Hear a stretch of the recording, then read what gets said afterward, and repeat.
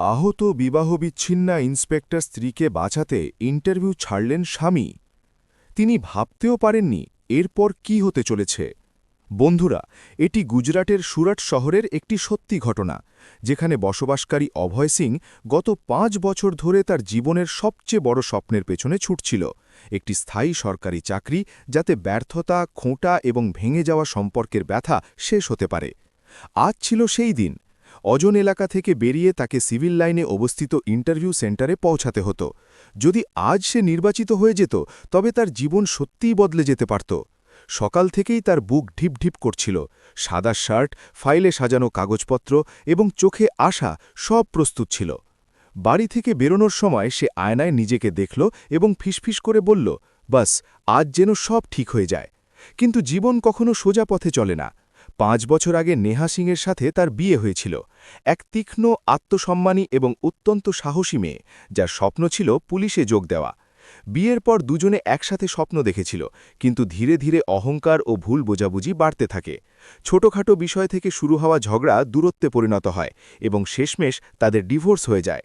ডিভোর্সের পর নেহা নিজেকে পুরোপুরি কাজের মধ্যে সঁপে দেয় এবং ইন্সপেক্টর হয়ে যায়। অন্যদিকে অভয় ব্যর্থতার ভারে চাপা পড়তে থাকে। দুজনে একে অপরের সাথে সমস্ত সম্পর্ক ছিন্ন করেছিল। আজ অভয় সেই শহরেই তার ভবিষ্যতের সন্ধানে যাচ্ছিল, যেখানে তার অতীতের প্রতিটি স্মৃতি জড়িয়েছিল। রাস্তায় ট্রাফিক স্বাভাবিক ছিল, কিন্তু সে বারবার ঘড়ি দেখছিল। দেরি হওয়ার মানে হল আরও ১ বছরের অপেক্ষা। তখনই হঠাৎ সামনে গাড়ির লম্বা লাইন দেখা গেল। হর্নের শব্দ বেড়ে গেল এবং মানুষ গাড়ি থেকে নেমে সামনের দিকে উঁকি দিতে লাগল। অভয় বিড়বিড় করে বলল, এবার আবার কি হলো? সে গাড়ি ধীরে ধীরে সামনের দিকে এগিয়ে নিল। রাস্তার ঠিক মাঝখানে ভিড় জমেছিল। কেউ কেউ মোবাইল বের করে ভিডিও বানাচ্ছিল, কেউ শুধু দাঁড়িয়ে তামাশা দেখছিল। কারোর গলার আওয়াজ এলো, স্কুটিবালিকে ট্রাকে ধাক্কা মেরেছে, অবস্থা খুব খারাপ। এক মুহূর্তের জন্য অভয়ের হৃদয় থমকে গেল, কিন্তু সে নিজেকে বোঝালো, আমার দেরি হয়ে যাচ্ছে, কেউ না কেউ তো সাহায্য করেই দেবে। তবুও কে জানে কেন সে গাড়িটা সাইডে দাঁড় করালো। হয়তো মনুষ্যত্ব, হয়তো অস্থিরতা, অথবা হয়তো ভাগ্য তাকে সেখানে টেনে এনেছিল। সে ভিড় ঠেলে এগিয়ে গেল এবং পরক্ষণেই তার শ্বাস যেন আটকে গেল। রাস্তায় এক মহিলা রক্তমাখা অবস্থায় পড়েছিল। তার স্কুটিটি অনেক দূর পর্যন্ত ছেঁচড়ে গিয়ে ভাঙাচোরা অবস্থায় পড়েছিল। ইউনিফর্মের উপর রক্তের দাগ ছড়িয়ে পড়েছিল, চুল অবিন্যস্ত, মুখ ধুলো আর রক্তে ঢাকা। কিন্তু সেই মুখটি অভয়ের কাছে অপরিচিত ছিল না। নেহা! তার ঠোঁট থেকে আওয়াজও ঠিকমতো বেরোল না। সে সেখানেই হাঁটু গেড়ে বসে পড়ল।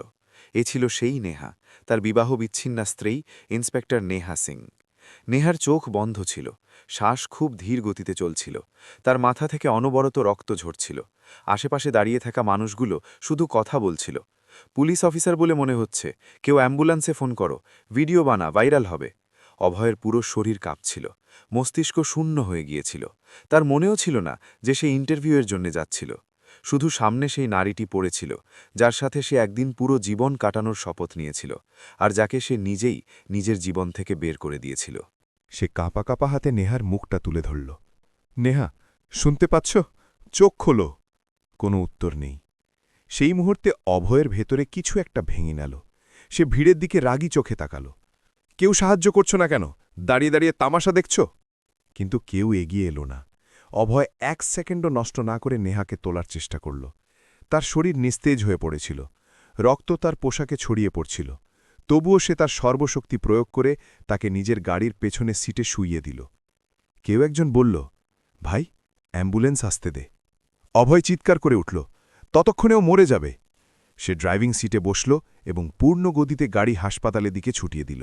সিগন্যাল, ট্রাফিক, নিয়ম সবকিছু সেই মুহূর্তে অর্থহীন ছিল। তার কানে শুধু নিজের হৃৎস্পন্দন আর নেহার ধীর শ্বাসের শব্দ প্রতিধ্বনিত হচ্ছিল। চলতে চলতে সে রিয়ারভিউ মিরারে দেখল, নেহা একদম শান্ত হয়ে পড়ে আছে। নেহা, কিছু বলো প্লিজ। তার গলা বুঝে এলো। হাসপাতালে পৌঁছতেই সে গাড়ি থেকে লাফিয়ে নামল। দরজা খুলে জোরে চিৎকার করে উঠল, ডাক্তারবাবু, তাড়াতাড়ি আসুন, অ্যাক্সিডেন্ট কেস। নার্স এবং ওয়ার্ড বয়রা স্ট্রেচার নিয়ে ছুটে এলো। নেহাকে সঙ্গে সঙ্গে ভেতরে নিয়ে যাওয়া হলো। ডাক্তাররা অবস্থা দেখে বললেন, মাথায় গভীর চোট লেগেছে, প্রচুর রক্তক্ষরণ হয়েছে, এখনই অপারেশন করতে হবে। অভয় দরজার বাইরে দাঁড়িয়ে কাঁপছিল। একজন ডাক্তার বাইরে এসে জিজ্ঞেস করলেন, আপনি রোগীর কে হন? এই প্রশ্ন শুনে অভয় কয়েক সেকেন্ড চুপ করে রইল। তার গলায় শব্দ আটকে গেল। কাগজপত্রে সে এখন তার কেউ ছিল না, কিন্তু হৃদয় থেকে সে ধীর গলায় বলল, স্বামী।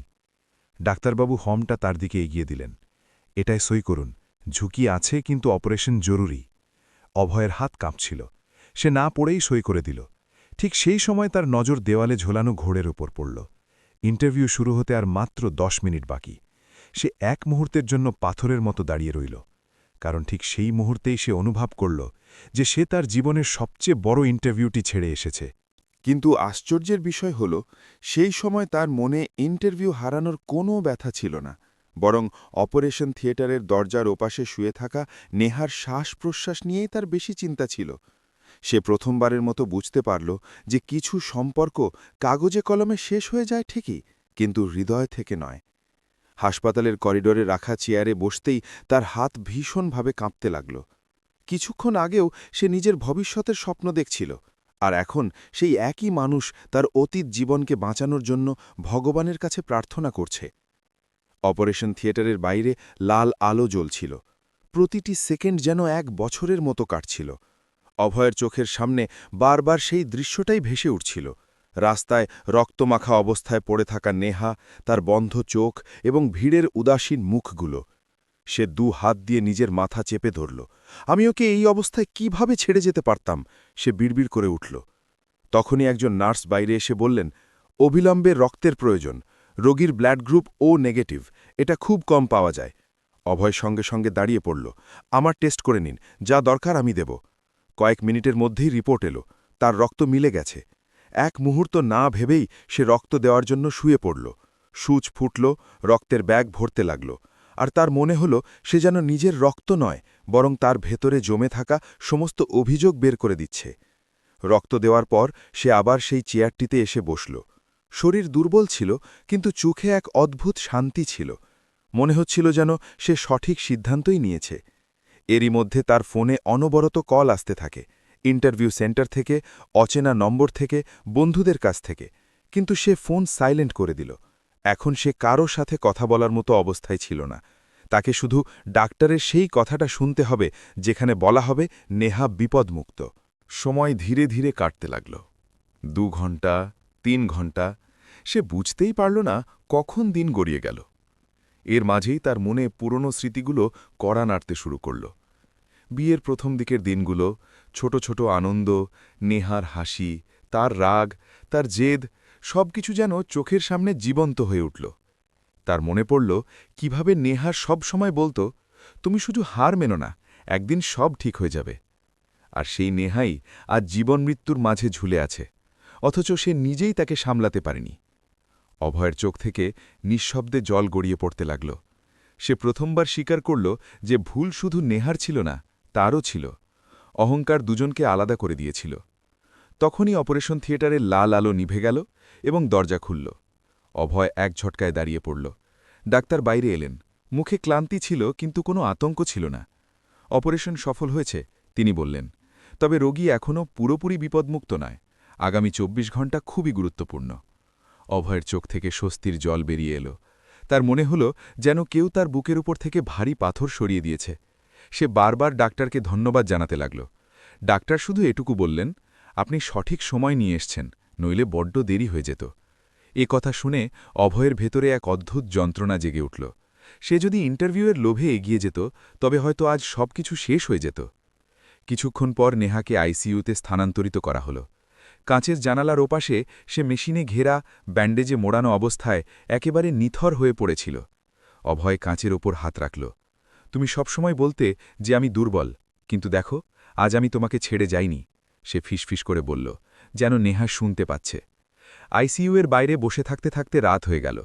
হাসপাতালের হালকা হলুদ আলো, ওষুধের গন্ধ আর মেশিনের বিপ বিপ শব্দের মাঝে সময় যেন থমকে দাঁড়িয়েছিল। প্রায় মাঝরাতে একটি পুলিশ জিপ হাসপাতালের বাইরে এসে থামল। 2 জন কনস্টেবল এবং একজন মহিলা অফিসার ভেতরে ঢুকলেন। তারা সোজা রিসেপশনে খোঁজ নিয়ে আইসিইউয়ের দিকে এগিয়ে গেলেন।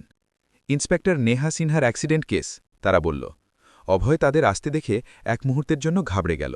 মহিলা অফিসার তাকে আপাদমস্তক দেখলেন এবং জিজ্ঞেস করলেন, আপনি কি? অভয় ধীর গলায় বলল, আমি অভয়। ওর শব্দটা আবার তার গলায় আটকে গেল। সে স্বামী বলতে চেয়েছিল, কিন্তু ডিভোর্সের সত্যিটা তার ঠোঁটকে আটকে দিচ্ছিল। শেষ পর্যন্ত সে বলল, আমি একে হাসপাতালে নিয়ে এসেছি। অফিসারের মুখটা একটু নরম হল। ভালো করেছেন আপনি, নইলে যে কি হতো কে জানে, তিনি বললেন। কনস্টেবলরা জানালো যে নেহা একটি গুরুত্বপূর্ণ মামলার তদন্তের কাজে যাচ্ছিল এবং হয়তো কেউ হঠাৎ ব্রেক কষেছিল, যার ফলে সে ভারসাম্য হারিয়ে ফেলে এবং পেছন থেকে আসা একটি ট্রাক তাকে ধাক্কা মারে। শুনতে পেয়েই অভয়ের মনে ভয়ের একটা স্রোত বয়ে গেল। যদি এটা নিছক কোনো দুর্ঘটনা না হয়? কিন্তু পরক্ষণেই সে সেই চিন্তাকে দূরে সরিয়ে দিল। এখন সবচেয়ে বেশি জরুরি নেহার বেঁচে থাকা। রাতের নিস্তব্ধতায় হাসপাতাল আরও শান্ত হয়ে উঠল। চেয়ারে বসে বসেই অভয়ের চোখ বুজে আসতে লাগল, কিন্তু প্রতিবারই সে চমকে জেগে উঠত। যদি ডাক্তার ডাকেন, যদি নেহার কিছু হয়ে যায়? সে সারা রাত এক মুহূর্তের জন্যেও শান্তিতে কাটাতে পারল না। সকালের হালকা আলো জানালা দিয়ে ভেতরে আসতেই সে অনুভব করল যে যেন একটা আস্ত জীবন এই এক রাতেই কেটে গেছে। সকাল প্রায় ৮টার দিকে একজন নার্স বাইরে এসে বললেন, রোগীর অল্প জ্ঞান ফিরছে, তবে শুধু একজনই ভেতরে যেতে পারবেন। অভয়ের হৃৎপিণ্ড জোরে স্পন্দিত হতে লাগল। সে ধীরে ধীরে আইসিইউ এর দরজার দিকে এগিয়ে গেল, যেন প্রতিটি পদক্ষেপ কোনো অজানা পরিণতির দিকে এগিয়ে যাচ্ছে। দরজা খুলল, সে ভেতরে ঢুকল এবং মেশিনের শব্দের মাঝে দেখল নেহার চোখের পাতা হালকা কাঁপছে, যেন অন্ধকার থেকে বেরিয়ে আসার চেষ্টা করছে। অভয় কয়েক কদম দূরেই দাঁড়িয়ে পড়ল। তার পা যেন মাটির সাথে আটকে গিয়েছিল। সামনে সেই নেহাই ছিল, শক্তিশালী এবং জেদি, কিন্তু এই মুহূর্তে একেবারে অসহায়, মেশিনের ওপর নির্ভরশীল এবং ব্যান্ডেজে মোড়ানো। সে খুব ধীর গলায় ডাকল, নেহা। আওয়াজ এতই নিচু ছিল যে হয়তো সে নিজেই ঠিকমতো শুনতে পায়নি। নেহার চোখের পাতা আবার নড়ল, ঠোঁট কাঁপল, কিন্তু কোনো আওয়াজ বেরোল না। অভয় সঙ্গে সঙ্গে তার কাছে গেল এবং সাবধানে তার হাত ধরল। ঠান্ডা, দুর্বল, কিন্তু জীবন্ত। সেই স্পর্শের সাথেই যেন বছরের পর বছরের দূরত্ব হঠাৎ ঘুচে গেল। নেহা অনেক কষ্টে চোখ আধখানা খুলল। ঝাপসা দৃষ্টিতে সে সামনে দাঁড়িয়ে থাকা মানুষটিকে দেখল এবং তার চোখে চেনার একটি হালকা ঝলক ফুটে উঠল। হয়তো সে আশা করেনি যে জ্ঞান ফেরার পর সে সবচেয়ে প্রথমে অভয়কে দেখবে। তার ঠোঁট কাঁপল এবং ভাঙা গলায় আওয়াজ বেরোল, তুমি? ওই একটি শব্দের মধ্যে বিস্ময়ও ছিল এবং লুকিয়ে থাকা আপন বোধও। অভয়ের চোখ জলে ভরে উঠল। সে হাসার চেষ্টা করে বলল, কিছু বলো না, ডাক্তার বারণ করেছেন। কিন্তু নেহার দৃষ্টি তার ওপর থেকে সরছিল না, যেন সে বিশ্বাস করতে চাইছিল যে সত্যি সত্যি সে সামনে দাঁড়িয়ে আছে। কিছুক্ষণের মধ্যেই তার চোখ দিয়ে জল গড়িয়ে পড়তে লাগল। মেশিনের বিপ শব্দ দ্রুত হয়ে গেল। অভয়ে ঘাবড়ে গেল। কেঁদো না, সব ঠিক আছে, তুমি নিরাপদ, সে তাড়াহুড়ো করে বলল। নেহা খুব ধীরে জিজ্ঞেস করল, আমাকে এখানে কে আনল? অভয়ের বুক ধক করে উঠল। সে চোখ নামিয়ে নিল, তারপর বলল, আমি রাস্তায় ছিলাম, তোমাকে পেয়ে গেলাম। নেহা চোখ বন্ধ করে নিল, যেন ব্যাপারটা বুঝতে পারল। তারপর তার নজর অভয়ের শার্টে লেগে থাকা শুকনো রক্তের দাগের ওপর পড়ল। সেই মুহূর্তেই সে সত্যটা আন্দাজ করতে পারল। তার চোখে যন্ত্রণার সাথে সাথে অনুশোচনাও ফুটে উঠল। সে ফিসফিস করে জিজ্ঞেস করল, তোমার ইন্টারভিউ? অভয় সঙ্গে সঙ্গে কথাটা এড়িয়ে যেতে চাইল। ছাড়ো ওসব, ওসব পরে হবে। কিন্তু নেহা বুঝে গিয়েছিল। তার গাল বেয়ে আরও এক ফোঁটা জল গড়িয়ে পড়ল। আমার জন্য? কথাগুলো অসম্পূর্ণই রয়ে গেল। অভয় তার হাতটা আলতো করে চাপল। তেমন কোনো ব্যাপার নয়, তুমি ঠিক আছো, ব্যাস, এটাই জরুরি। আইসিইউতে কিছুক্ষণ নিস্তব্ধতা ছেয়ে রইল। অবশেষে নেহা ধীর গলায় বলল, আমি ভেবেছিলাম তুমি আমাকে দেখতেও চাইবে না। তার কণ্ঠস্বরে বছরের পর বছরের জমানো কষ্ট ছিল।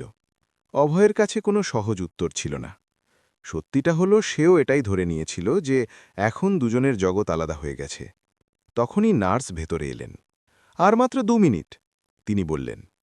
অভয় পেছাতে শুরু করল, কিন্তু নেহা দুর্বল হাতে তার আঙুলগুলো চেপে ধরল। হাতের মুঠো খুব হালকা ছিল, কিন্তু তার মধ্যে একটা ভয় স্পষ্ট ছিল, যেন সে আবার একা হতে চায় না। অভয় ঝুঁকে পড়ে বলল, আমি বাইরেই আছি, কোথাও যাচ্ছি না। নেহার চোখের পাতা ধীরে ধীরে বন্ধ হয়ে গেল, আর তার মুখে এক অদ্ভুত প্রশান্তি নেমে এলো। হয়তো সে ভরসা পেয়েছিল যে এবার সত্যি সে আর একা নেই। অভয় বাইরে এসে চেয়ারে বসল। তার মনে স্বস্তি এবং কষ্ট দুটোই একসাথে কাজ করছিল। তার মনে হচ্ছিল ভাগ্য যেন তাদের আবার মুখোমুখি দাঁড় করিয়ে দিয়েছে। কিছুক্ষণ পর সেই মহিলা পুলিশ অফিসার তার কাছে এলেন। তিনি গম্ভীর গলায় বললেন, আপনি যদি ঠিক সময় না আনতেন তাহলে বাঁচানো মুশকিল ছিল। অভয় নিঃশব্দে মাথা নিচু করে রইল। অফিসার কিছু মুহূর্ত তার দিকে তাকিয়ে থাকলেন। তারপর বললেন, ইন্সপেক্টর নেহা সিং বাইরে থেকে খুব শক্ত, কিন্তু ভেতর থেকে ভীষণ একা। এ কথা শুনে অভয়ের ভেতরে যেন কিছু একটা বিঁধল। সে অনুভব করল যে ডিভোর্সের পর সে কখনো এটা জানার চেষ্টাই করেনি যে নেহা কী অবস্থায় বেঁচে আছে। দিন ধীরে ধীরে কাটতে লাগল। দুপুরের দিকে ডাক্তার জানালেন যে বিপদ অনেকটাই কেটে গেছে, তবে পুরোপুরি সুস্থ হতে সময় লাগবে। এ কথা শুনে অভয় প্রথমবারের মতো স্বস্তির গভীর নিঃশ্বাস ফেলল। সে ভাবল এবার হয়তো তার ফিরে যাওয়া উচিত, কারণ এখানে তো তার কোনো অধিকারই নেই। কিন্তু সে উঠে দাঁড়াতেই তার পা থমকে গেল। কাঁচের ওপাশে শুয়ে থাকা নেহার ছবিটা তার চোখের সামনে ভেসে উঠল। দুর্বল, একা এবং তার ওপরই ভরসা করে থাকা। সে আবার চেয়ারে বসে পড়ল। যতক্ষণ না পুরোপুরি সুস্থ হয়ে উঠছে আমি এখানেই থাকব, সে মনে মনে বলল। এই সিদ্ধান্ত মস্তিষ্ক থেকে নয়, হৃদয় থেকে নেওয়া হয়েছিল। বিকেল হতে হতে ডাক্তার জানালেন যে রোগী এখন বিপদমুক্ত এবং খুব শিগগিরই তাকে ওয়ার্ডে শিফট করে দেওয়া হবে। এ কথা শুনে অভয়ের চোখ ভিজে এলো। তার মনে হল যেন সে কোনো দীর্ঘ অন্ধকার সুড়ঙ্গ থেকে বেরিয়ে এসেছে। কিন্তু আসল ঝড় তখনও বাকি ছিল। ঠিক সেই সময় হাসপাতালের গেটে একটি কালো গাড়ি এসে দাঁড়াল। যে গাড়ি থেকে নামা ব্যক্তিটি শুধু নেহার নয়, অভয়ের পৃথিবীও বদলে দিতে চলেছিল। সে দ্রুত পদক্ষেপে ভেতরে এলো। সোজা রিসেপশনে পৌঁছে চড়া গলায় বলল, ইন্সপেক্টর নেহা সিং কোথায়? তার সাথে আরও দুজন ছিল, যাদের মুখ দেখে স্পষ্ট বোঝা যাচ্ছিল যে সে কোনো সাধারণ ব্যক্তি নয়। অভয় তাকে প্রথমবার দেখল, কিন্তু সেই লোকটির চোখ অভয়ের ওপর পড়তেই সে থমকে দাঁড়াল। তুমি? সে তাচ্ছিল্যের সুরে বলল, তুমি এখানে কি করছ? অভয় বুঝে গেল, এ হল সেই ব্যক্তি যার কথা সে ডিভোর্সের পর শুনেছিল। নেহার সিনিয়র অফিসার বিক্রম রাঠোর, যে তাকে খুব সাহায্য করে এবং তার অত্যন্ত কাছের মানুষ বলে পরিচিত। বিক্রম ডাক্তারের কাছ থেকে সব তথ্য জেনে নিল। তারপর ঠান্ডা গলায় বলল, এবার সামনের সব দায়িত্ব আমরা সামলে নেব, আপনি যেতে পারেন। এ কথা শুনে অভয়ের ভেতরে এক তীক্ষ্ণ ব্যথা জেগে উঠল, কিন্তু সে নিজেকে সামলে নিল। আমি ওকে এখানে নিয়ে এসেছি, সে শান্ত গলায় বলল। বিক্রম হালকা হাসল। ঠিক আছে, ধন্যবাদ, এখন আমরা আছি। ঠিক সেই সময় নার্স জানালেন যে নেহাকে ওয়ার্ডে শিফট করা হচ্ছে এবং তার পুরোপুরি জ্ঞান ফিরেছে। বিক্রম সঙ্গে সঙ্গে ভেতরে যেতে উদ্যত হল, কিন্তু নেহা তাকে দেখা মাত্রই তার চোখ অস্থির হয়ে অন্য কাউকে খুঁজতে শুরু করল। কয়েক সেকেন্ড পর দরজায় দাঁড়িয়ে থাকা অভয়ের উপর গিয়ে তার দৃষ্টি স্থির হল। তার মুখে স্বস্তির ছাপ স্পষ্ট ফুটে উঠল। সে দুর্বল গলায় বলল, অভয়, দাঁড়াও। এ কথা শুনে ঘরে নীরবতা নেমে এলো। বিক্রমের মুখ শক্ত হয়ে গেল। অভয় ধীরে ধীরে ভেতরে এলো। নেহার চোখে জল ছিল। তুমি জেগেছিলে কেন? সে জিজ্ঞেস করল। অভয়ের কাছে কোনো উত্তর ছিল না। সে শুধু এটুকু বলতে পারল, এখন তুমি ঠিক আছো, তাই। নেহা মাথা নাড়ল। না, তুমি বুঝছ না। সে অনেক কষ্টে হাত বাড়িয়ে অভয়ের আঙুলগুলো চেপে ধরল। তুমি না থাকলে আজ আমি বেঁচে থাকতাম না। তার কথাগুলো ভেঙে যাচ্ছিল, কিন্তু প্রতিটি শব্দ সরাসরি হৃদয়ে গিয়ে বিঁধছিল। ঘরে উপস্থিত সবাই চুপ ছিল। বিক্রম মাঝখানে কিছু বলতে চাইল, কিন্তু নেহা প্রথমবার কড়া সুরে বলল, দয়া করে আমাদের একা থাকতে দিন। সবাই বাইরে চলে যাওয়ার পর ঘরে শুধু মেশিনের ধীর আওয়াজ আর দুজনের হৃৎস্পন্দনের নিস্তব্ধতা রয়ে গেল। নেহা চোখ বন্ধ করে নিল, যেন সাহস সঞ্চয় করছে। তারপর বলল, আমি ভেবেছিলাম ডিভোর্সের পর তুমি খুশি থাকবে, আমাকে ভুলে যাবে, কিন্তু আজ বুঝতে পারলাম যে কিছু সম্পর্ক শেষ হয় না। অভয়ের চোখ জলে ভরে উঠল। সে ধীরে ধীরে বলল, আমিও এটাই ভেবেছিলাম, কিন্তু যখন তোমাকে রাস্তায় ওই অবস্থায় দেখলাম, তখন শুধু এটাই মনে হল যে তোমার যদি কিছু হয়ে যায় তবে আমি নিজেকে কখনো ক্ষমা করতে পারব না। নেহার চোখ দিয়ে জল গড়িয়ে পড়ল। আমিও ভুল ছিলাম। আমি সবসময় তোমার ত্রুটিগুলোই দেখেছি, তোমার কষ্টটা বুঝিনি। কিছুক্ষণ দুজনেই চুপ করে রইল। তারপর নেহা ধীর গলায় জিজ্ঞেস করল, তোমার ইন্টারভিউ? এবার অভয় চোখ নামিয়ে নিল না। সে হালকা হেসে বলল, হয়তো ভাগ্যে ছিল না। নেহার শ্বাস যেন আটকে গেল। তুমি আমার জন্য ছেড়ে দিলে? অভয় শুধু এটুকু বলল, আমি কোনো অচেনা মানুষকে বাঁচাচ্ছিলাম না, আমি তোমাকে বাঁচাচ্ছিলাম। সেই মুহূর্তে নেহা কেঁদে ফেলল। এই কান্না যন্ত্রণার ছিল না, বরং ভেঙে যাওয়া হৃদয় জোড়া লাগার ছিল। সে কাঁপা গলায় বলল, যদি যদি জীবন আমাদের দ্বিতীয় সুযোগ দেয়, তাহলে তুমি কি আবার? তার কথা শেষ হল না, কিন্তু অভয় বুঝে গেল। সে ধীরে ধীরে তার হাতটা নিজের দুই হাতের মাঝে নিয়ে বলল, এবার আমরা অহংকার দিয়ে নয়, বোঝাপড়া দিয়ে সম্পর্ক গড়ব। নেহার চোখে প্রথমবারের মতো স্বস্তি নেমে এলো। কয়েক সপ্তাহ পর নেহা পুরোপুরি সুস্থ হয়ে উঠল। অভয় আবার নিজের স্বাভাবিক জীবনে ফিরে গেল, কিন্তু এখন সে আর আগের মতো ছিল না। একদিন তার বাড়িতে ডাকযোগে একটি খাম এলো। এটি সেই ইন্টারভিউ বোর্ডের তরফ থেকেই ছিল। কাঁপা কাঁপা হাতে সে খামটি খুলল। তাতে লেখা ছিল যে তার অনুপস্থিতি সত্ত্বেও তার আত্মত্যাগ এবং পরিস্থিতির সত্যতা যাচাই করার পর বোর্ড বিশেষ অনুমতি সাপেক্ষে তার পুনরায় ইন্টারভিউ নিয়েছে এবং তাকে নির্বাচিত করা হয়েছে। চিঠি পড়তেই তার চোখ জলে ভরে গেল। ঠিক সেই সময় দরজার বেল বাজল। দরজা খুলতেই সামনে নেহা দাঁড়িয়েছিল, সাধারণ পোশাকে, কিন্তু চোখে সেই একই দৃঢ়তা এবং আপন বোধ। সে হেসে বলল, মনে হচ্ছে ভগবান সত্যি আমাদের দ্বিতীয় সুযোগ দিয়ে দিয়েছেন। কয়েক মাস পর সুরাটের একটি ছোট মন্দিরে খুব সাধারণ একটি অনুষ্ঠান হল। কোনো হইচই নেই, কোনো আড়ম্বর নেই, শুধু কিছু কাছের মানুষ এবং দুটি হৃদয়, যা একবার ভেঙে যাওয়ার পর এখন বোঝাপড়ার সাথে আবার জোড়া লাগছিল। অভয় আবারও নেহার স্মৃতিতে সিঁদুর পরিয়ে দিল, আর এবার দুজনের চোখেই জল ছিল, কিন্তু কোনো ভয় ছিল না। পুরোহিতের মন্ত্রোচ্চারণের মাঝে নেহা ফিসফিস করে বলল, এবার আমি তোমাকে কক্ষনো ছেড়ে যাব না। অভয় হাসল এবং বলল, আর এবার আমি তোমাকে কক্ষনো একা ছাড়ব না। মন্দিরের ঘণ্টার শব্দের মাঝে যেন তাদের নতুন শুরুর প্রতিধ্বনি মিলে গেল। বন্ধুরা, এই গল্পের শিক্ষা হল সত্যিকারের সম্পর্ক সেটা নয় যা সারাক্ষণ সাথে থাকে, বরং সত্যিকারের সম্পর্ক সেটাই যা সবচেয়ে কঠিন সময়েও হৃদয় দিয়ে জুড়ে থাকে। অহংকার সম্পর্ককে ভেঙে দেয়, কিন্তু আত্মত্যাগ সেগুলোকে আবার জোড়া লাগাতে পারে। কখনো কখনো জীবন আমাদের পরীক্ষা নেয় যে আমাদের কাছে কোনটা বেশি গুরুত্বপূর্ণ, সাফল্য নাকি মনুষ্যত্ব। এবার আপনি বলুন, আপনি যদি অভয়ের জায়গায় থাকতেন তাহলে কি করতেন? নিজের স্বপ্নের ইন্টারভিউ বেছে নিতেন, নাকি সেই মানুষটির জীবন যার সাথে সম্পর্ক ভেঙে গেছে কিন্তু হৃদয় এখনও জুড়ে আছে? যদি এই গল্পটি আপনার হৃদয় ছুঁয়ে যায়, তবে এটি অবশ্যই শেয়ার করুন এবং এমন আরও সত্যিকারের আবেগপূর্ণ ও অনুপ্রেরণামূলক গল্পের জন্য আমাদের চ্যানেলকে অবশ্যই সাবস্ক্রাইব করুন। দেখা হবে পরের গল্পে। ততক্ষণ পর্যন্ত নিজের যত্ন নিন।